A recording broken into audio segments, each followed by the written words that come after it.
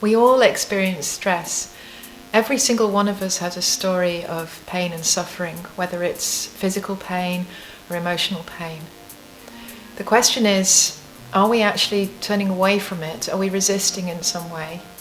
Mindfulness, and in particular a practice of self-compassion, can help us, in fact, turn towards that suffering, which to begin with sounds counterintuitive, but until we're actually able to accept what's going on for us, we can't come into a better relationship with it.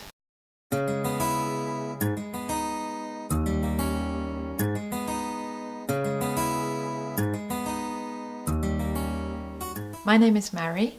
I run a centre for mindfulness practice based in Utrecht called Attention to Being. Mindfulness is about paying attention.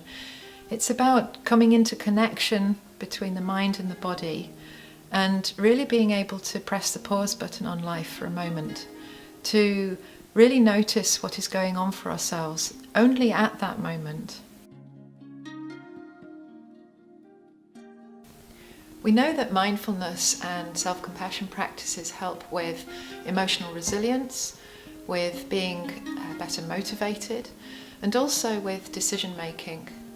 This is because we're able to be in better balance between our logical, what the mind is telling us from a rational point of view, and what our emotions are telling us from a gut feel. So mindfulness helps us to develop that different relationship. And in fact, we can begin to notice that we may have adopted a pattern of adding to our stress unnecessarily. So being able to use mindfulness to see what is going on for us in that moment, and to show an attitude of kindness to ourselves, that's a really key coping skill. At Attention to Being, I offer a variety of courses and workshops for the community.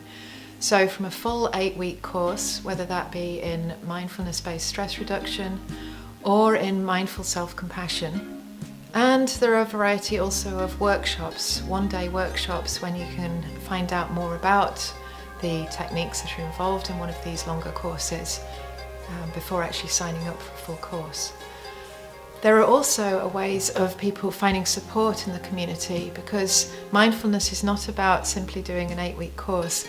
It's really about integrating the practices into your daily life, and for many people that takes the support that a group can offer, or I'm available to offer more one-to-one coaching support to find and brainstorm ways that mindfulness can become part of your life in the long term.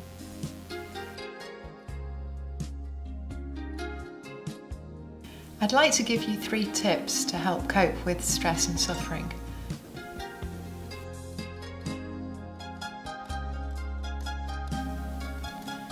Tip 1 is, it's not your fault that you feel stress.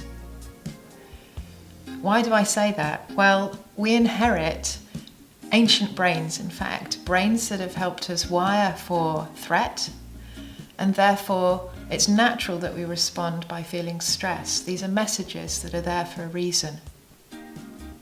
Tip 2, dare to touch your vulnerability.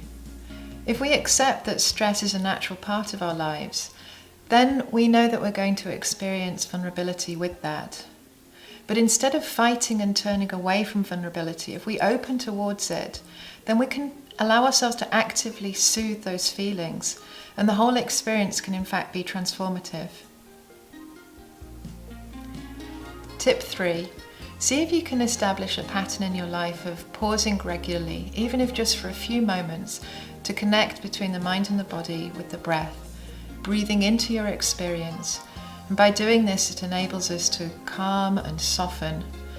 And we're existing in the nurturing state of mind when we're doing this. This allows us to rewire the brain, which we now know is plastic and able to make new patterns through these new habits. And it enables us to move forward from the conditioning of stress. It could be that you've heard all about the differences that mindfulness can make to people's lives, but you don't think there's space in your life for it. Or maybe you've got questions that you'd like to have clarified. I'd like to invite you to give me a call. I also give talks in the community regularly, So maybe there's an opportunity that I can come to your place of work, for example, and we could talk about how there's an opportunity for regular mindfulness sessions there to help people also in a similar position to yourself.